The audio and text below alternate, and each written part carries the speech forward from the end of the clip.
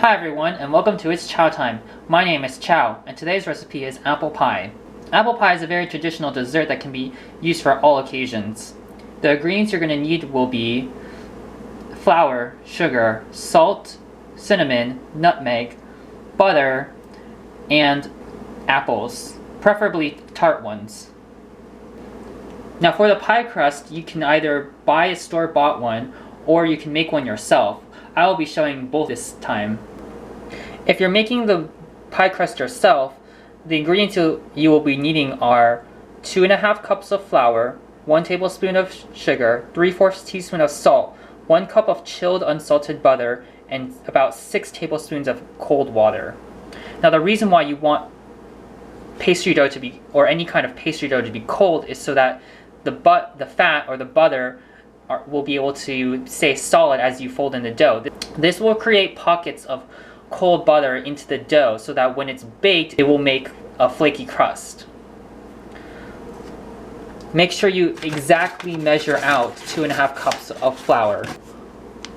Work the butter into the flour. Slowly add cold water 1 tablespoon at a time so that you don't add too much. Once you're done, the dough should not stick to the bowl at all and should only stick to itself and look something around like this. From here, split the dough into two so you can create a top crust and a bottom crust and chill it in the refrigerator just so that it can be a bit firm and easier to work with when you roll it out.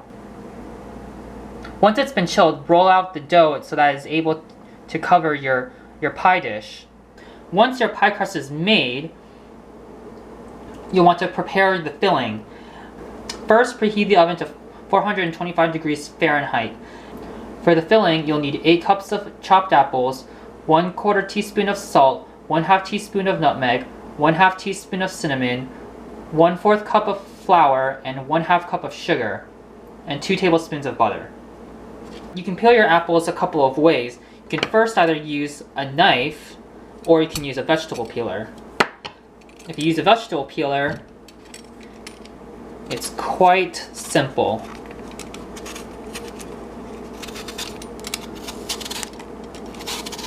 Just peel off the skin.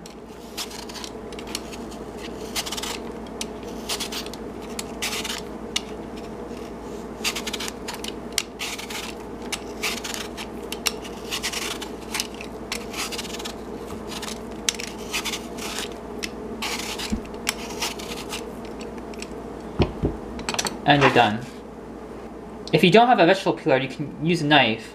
The goal is to peel the skin off but leave a lot of the flesh behind.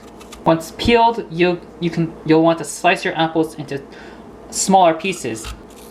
Make sure you don't accidentally include the pit in the filling, and then you can either slice it thinly, very small lengthwise, like so.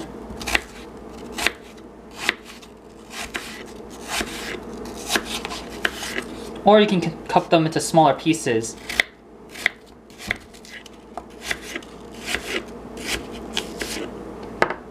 Either way, just don't cut it into too small, otherwise they'll turn into mush. Once mixed together, the filling should look something like this.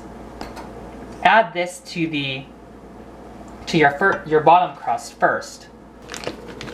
To this, add 2 tablespoons of butter, just in small pieces on top.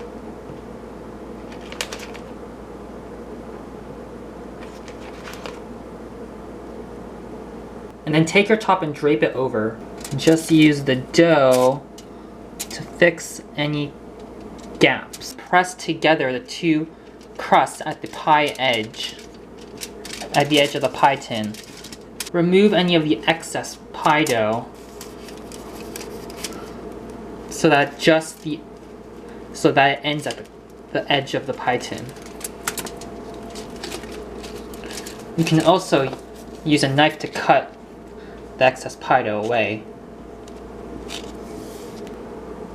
Use a knife to gently make slits into the upper pie crust to allow some steam to escape while the apples are baking.